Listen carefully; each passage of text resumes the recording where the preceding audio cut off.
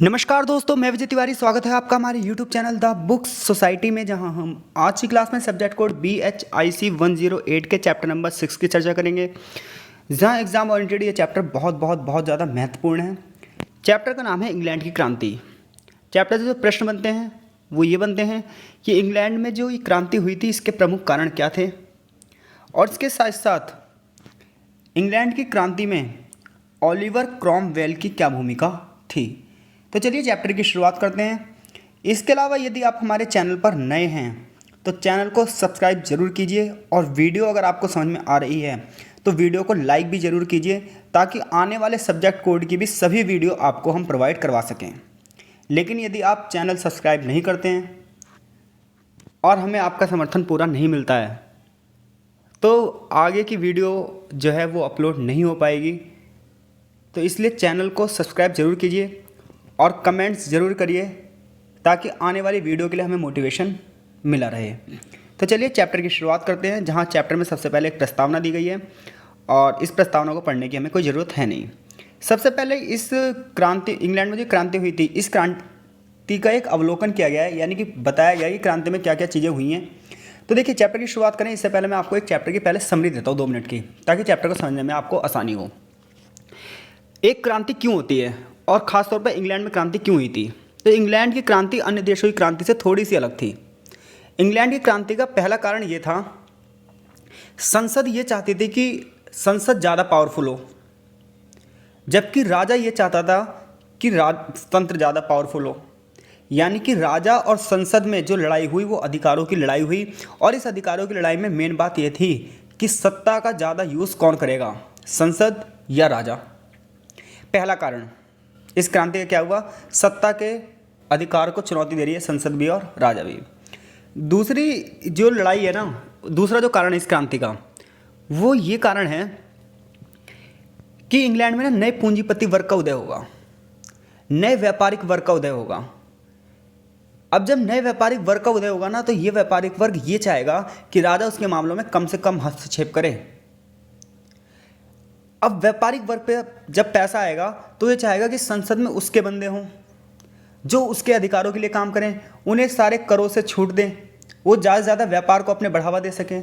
तो दूसरा main reason England की क्रांति का ये रहेगा, यानी कि पहला जो कारण रहेगा वो राजा और संसद में अधिकार को लेकर, दूसरा जो कारण रहेगा वो व्यापारिक वर्ग का अपना स्वार्थ।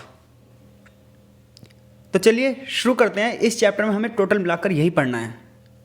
इसके अलावा थोड़ा सा इस क्रांति में धर्म का भी योगदान रहेगा, और इस क्रांति में थोड़ा सा योगदान ज्ञान का भी रहेगा, यानी कि प्रबोधन का भी रहेगा, जो कि हमने 9वें चैप्टर में चर्चा कर लिया। तो सबसे 9वें चैप्टर की अगर आपने वीडियो नहीं देखी तो सबसे पहले उस वीडियो को जरूर देख लीजिए। तो यहाँ पर हमें ये बताया जा रहा है कि 1642 से लेकर अगर हम 1660 के बीच की बात करें, यानी कि 1642 से लेकर 1660 की बात करें, तो इस दौरान इंग्लैंड में टकराव होंगे, राजनीतिक उथल पुथल होगी। कुछ लोग कहेंगे इंग्लैंड में ये क्रांति है, कुछ लोग कहेंगे इंग्लैंड में ये गृह युद्ध है। तो इसे गृह युद्ध कहें या क्रांति कहें, ये चैप्टर के एंड तक में पता चल जाएगा। वीडियो को जरूर पूरा देखें ताकि सभी क्वेश्चनों के आंसर आपको मिल जाएं। तो कुछ लोग इसे इंग्लैंड की क्रांति कहेंगे, कुछ लोग इसे इंग्लैंड में गृह युद्ध कहेंगे। और ये घटना शुरुआत होती है राजा और संसद के बीच के अधिकारों से, और अंत में जब ये लड़ाई होगी तो संसद जीतेगी और राजा हार जाएगा, और किंग चार्ल्स जो फर्स्ट होगा, यानी किंग चार्ल्स जो 1 है, उसके मुकदमे की सुनवाई होगी और उसे प्राणदंड दे दिया जाएगा। यानी कि इंग्लैंड में जो क्रांति होगी इसमें कौन जीतेगी, संसद जीतेगी। और ऐसे में इंग्लैंड में जो नया शासन आएगा वो आएगा ओलिवर क्रॉमवेल का, जिसके बारे में चैप्टर में आगे बहुत विस्तार से चर्चा की गई है, और चैप्टर में प्रश्न यही बनता है। यह कहा जाता है कि यहाँ पर एक बार संसद का शासन आता है, और एक बार राजतंत्र की पुनर्स्थापना होती है, और एक बार फिर से संसद का शासन आता है, और फिर एक बार से फिर राजतंत्र की पुनर्स्थापना यहाँ पर होगी। लेकिन फाइनली जो अंतिम क्रांति होगी, जो रिजल्ट निकल के आएगा, कंक्लूजन निकल के आएगा, उसमें संसद की ही जीत होगी। आज भी अगर आप इंग्लैंड को देखोगे तो वहाँ पर संसद के 2 सदन हैं, एक लॉर्ड सदन और एक कॉमन सदन। ऐसे में वास्तविक शक्तियाँ तो प्रधानमंत्री के पास हैं, लेकिन नाम मात्र कुछ शक्तियाँ आज भी वहाँ पर महारानी के पास है।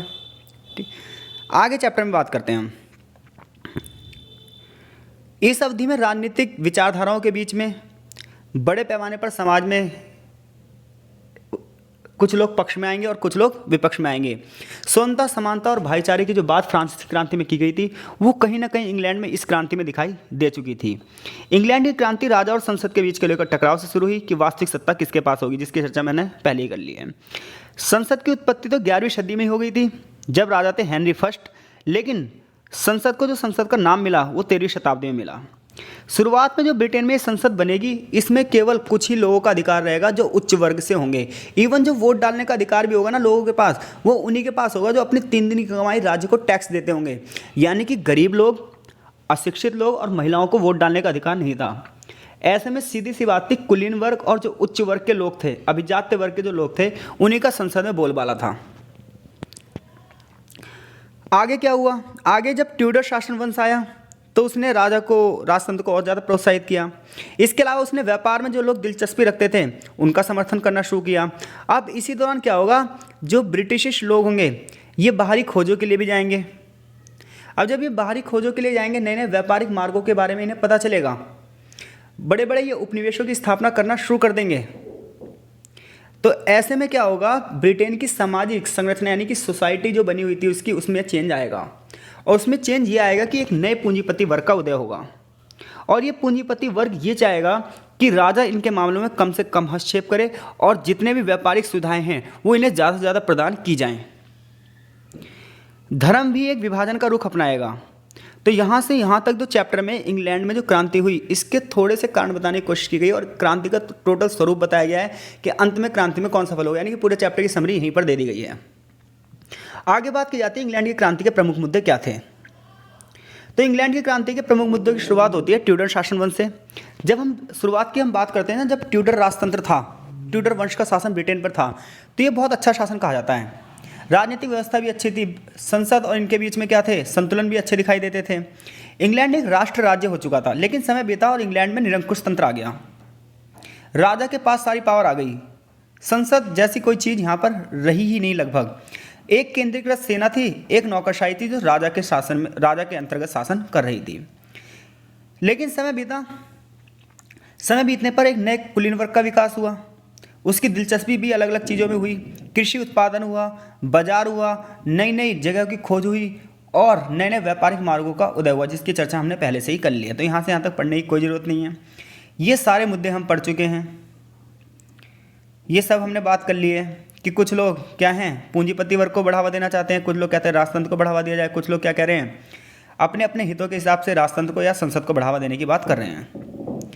यहाँ से देखिए, इंग्लैंड की क्रांति 17वीं शताब्दी में जब हुई तो उस समय स्टुअर्ट शासन था। किस वंश का शासन था? स्टुअर्ट वंश के शासन का था। ऐसे में क्रांति में क्या हुआ, गृह युद्ध हुआ। कुछ लोग कहेंगे ये क्रांति थी, कुछ लोग कहेंगे गृह युद्ध हुआ। देखिए क्रांति का मतलब क्या है, जब हम शासन को पलट दे तो हम कहते हैं क्रांति है। तो इंग्लैंड की क्रांति को हम क्रांति भी कह सकते हैं। लेकिन ये देश के अंदर ही दो वर्गों के बीच की लड़ाई भी थी, एक राजतंत्र के समर्थकों की और एक लोकतंत्र के समर्थकों की। तो इसलिए कुछ इतिहासकार इसे क्या कहते हैं, गृह युद्ध भी कहते हैं। खैर कुछ भी हो, इंग्लैंड की इस क्रांति ने इंग्लैंड के पूरे यूरोप की राजनीतिक, आर्थिक और सामाजिक सत्ता को चुनौती दे दी थी। अब बात यहाँ से आती है कि राजा और संसद के बीच में जो टकराव चला, ये टकराव क्यों चला और ये किस शासन से शुरू हुआ था। तो जैसा कि मैंने आपको चैप्टर की स्टार्टिंग में बता दिया, राजा और संसद के बीच में जो टकराव चल रहा है वो टकराव इसलिए चल रहा है, राजा चाहता है मैं ज़्यादा प्रभु सत्ता लूँ और संसद चाहती है कि वो राजा की सत्ता पर थोड़ा सा नियंत्रण कर दे और वो सामाजिक हित के सारे निर्णय खुद ले।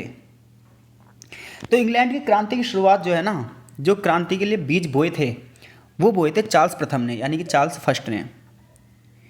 जब उसने ना संसद से बिना पूछे स्कॉटलैंड में विद्रोहियों को दबाने के लिए सेना को भेज दिया, यानी कि संसद से डिसीजन नहीं लिया और खुद ही ये डिसीजन ले लिया राजा ने, जबकि संसद से डिसीजन लेना जरूरी था, संसद से राय लेनी जरूरी थी, संसद का भी निर्णय जानना जरूरी था। और उसने ऐसा नहीं किया और अपनी सेना को भेज दिया स्कॉटलैंड में विद्रोहियों को कुचलने के लिए। संसद को ऐसा लगा कि राजा निरंकुश हो रहा है और राजा को अंकुश में लाना बहुत ज़्यादा जरूरी है। तो यहीं से ये माना जाता है संसद और राजा के बीच में विवाद शुरू हो गए थे। कब से? चार्ल्स प्रथम से।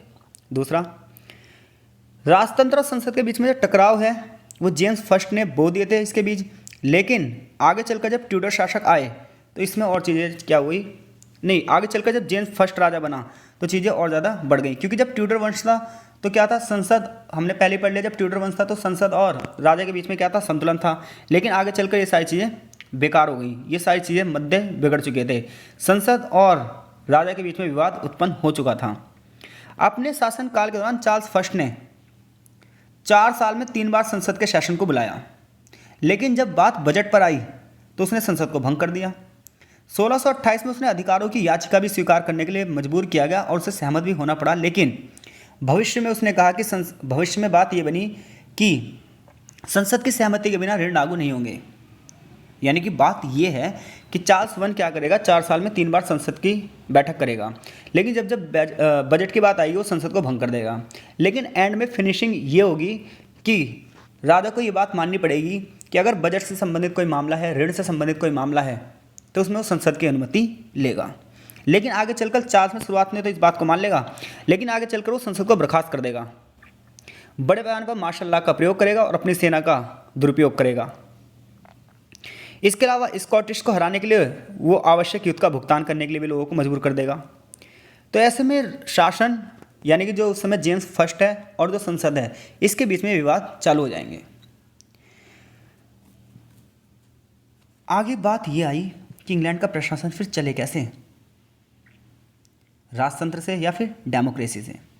1915 में अधिकारों का एक चार्टर प्रस्तुत किया गया, इसे हम मैग्ना कार्टा कहते हैं। संसद बनी तो, लेकिन इस पर सिर्फ कुलीन वर्ग के लोगों का शासन रहा। यहाँ पर सन गलत लिखा हुआ है भाई, 1915 नहीं है ये सन, ठीक है, क्योंकि इस किताब में बहुत सारी मिसप्रिंट भी है, तो इस चीज़ का जरूर ध्यान रखिएगा। तो यहाँ से यहाँ तक आप समझ गए कि संसद और राजा के बीच में सत्ता को लेकर किस प्रकार से विरोध होगा। आगे बताया गया 1641 में आयरिश विद्रोह होगा। इस विद्रोह को दबाने के लिए राजा क्या करेगा, अपनी सेना भेज देगा। संसद को ये लगेगा कि हमसे कुछ पूछा नहीं। संसद में किंग्स पार्टी का एक गठन होगा और अपनी ओर से संसद ने संसद के नेता द्वारा जो लिखित एक किताब है द ग्रेट रेमॉन्स्ट्रेंस नामक एक दस्तावेज पेश किया, जिसमें सत्ता के संतुलन की बात की गई। चार्ल्स वन ने इस चीज़ को नहीं माना और ऐसे में राजा और संसद के बीच में विवाद और गहरा हो गया। ये सब राजा और संसद के बीच के विवाद के कारण हैं।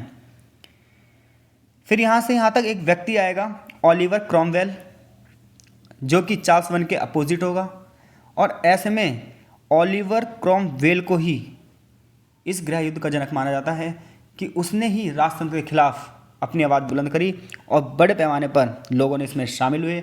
ऐसे में राजा की सेना और जनता के बीच में एक सीधा सीधा युद्ध हुआ, जहां अंततः राजा की हार होगी और लोकतंत्र की जीत होगी। लेकिन क्या जो ये क्रॉमवेल है ये शासन को अपनी वैधता दे पाएगा, इसके आगे चैप्टर में इसी चीज़ की चर्चा की गई है। तो यहाँ से यहाँ तक ये इसी के बारे में बताया गया है, क्रॉमवेल के बारे में यहाँ से बताया जाएगा। तो देखिए कह रहा है बात ये नहीं थी कि गृह युद्ध तभी के तभी खत्म हो गया। जब कोई गृह युद्ध होता है और एक नई सरकार बनती है ना, तो पुरानी वाली सरकार के प्रशंसक खत्म नहीं होते, ये बात ध्यान रखिएगा। एक एग्जाम्पल से बात समझते हैं। सपोज डेट एक पार्टी का बहुत लंबे समय से शासन है और दूसरी पार्टी अब शासन करने आई है, तो भले ही पहली पार्टी की सत्ता चली गई, लेकिन उसके समर्थक क्या कम होंगे? अब उसके समर्थन ना शासन में टांग अड़ाएंगे, उसके समर्थन शासन में विरोध उत्पन्न करेंगे। बिल्कुल ऐसे ही ना इंग्लैंड में हुआ।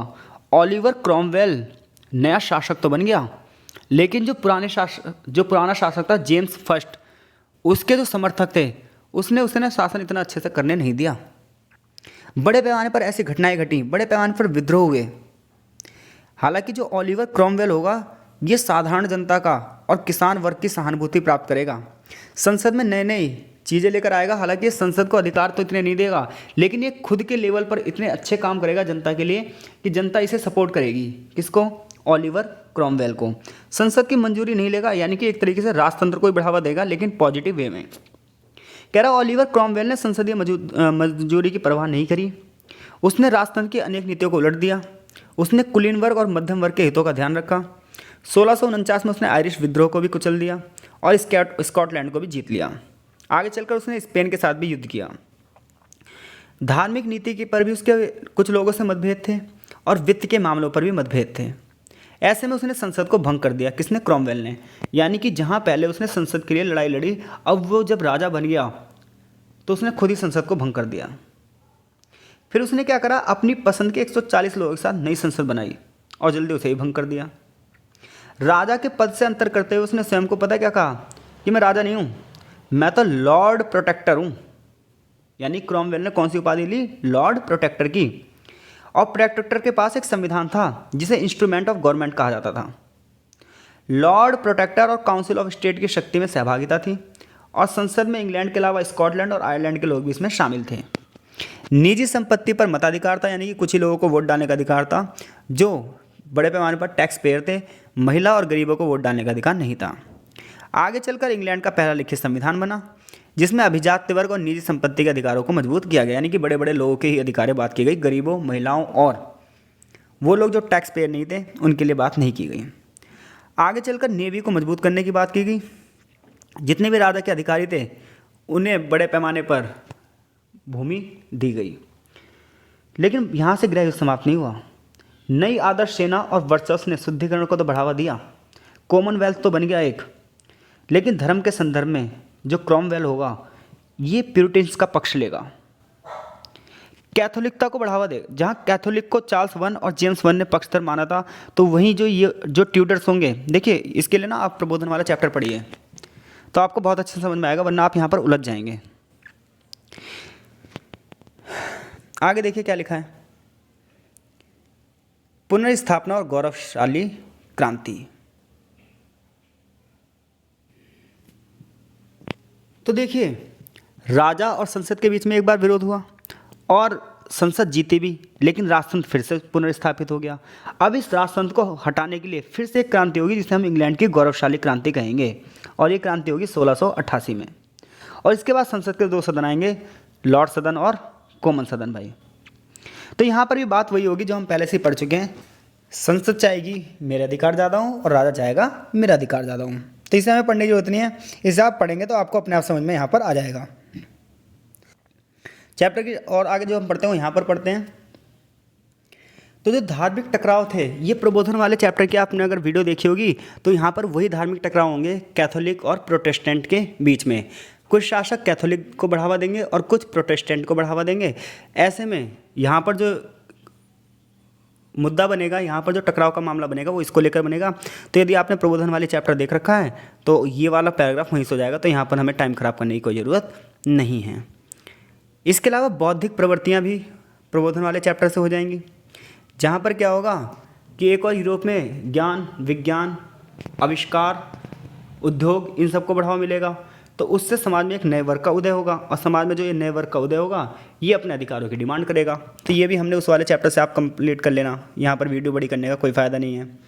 अब बात ये आती है, इतिहासकार कुछ इसे क्रांति कहते हैं, कुछ गृह युद्ध कहते हैं। ये बात हमने पहले ही कर ली, क्योंकि सत्ता जब पलटती है तो हम कहेंगे क्रांति हुई है, क्योंकि सत्ता पलटने का मतलब ये है कि एक नई विचारधारा शासन करना चाहती है। तो सत्ता को उखाड़ फेंकने का एक ही तरीका होता है क्रांति करना। लेकिन कुछ लोग गृह युद्ध इसलिए कहते हैं क्योंकि यहाँ पर 2 विचारधारा के लोग हैं और ये एक ही देश में ही अंदर हो रहा है, इसलिए हम गृह युद्ध कह सकते हैं इसे। तो देश की सीमाओं के बीच में जो लड़ाई हो रही है 2 ग्रुपों के बीच में, तो इसलिए गृह युद्ध कहा जा रहा है। लेकिन शासन पलटा जा रहा है, इसलिए इसे क्या कहा जा रहा है, क्रांति। तो कुछ लोग इसे क्रांति कहते हैं और कुछ लोग क्या कहते हैं, इसे गृह युद्ध कहते हैं। क्रांति के कारण पूंजीवाद का बढ़ावा वो हम पहले ही बढ़ चुके हैं, व्यापारिक वर्ग का जो बढ़ावा वो भी हम पढ़ चुके हैं। तो यहाँ पर भी ज़्यादा कुछ है नहीं, जो पेपर में क्वेश्चन बनते हैं वो यहीं से बनते हैं। आगे चैप्टर का एक निष्कर्ष दिया गया है। एग्जाम ओरिएंटेड ये वीडियो बनाई गई है, इसलिए एक समरी टाइप से इस वीडियो की दी गई है। आगे जो सब्जेक्ट कोर्स शुरू होंगे उसकी पूरी वीडियो आपको अच्छे से डिस्क्राइब की जाएगी। यहाँ पर एक समरी टाइप से बस तैयार की गई है। आई होप सो ये समरी आपको समझ में आई होगी और ये आंसर आप लिख भी देंगे। आपका बहुत बहुत धन्यवाद।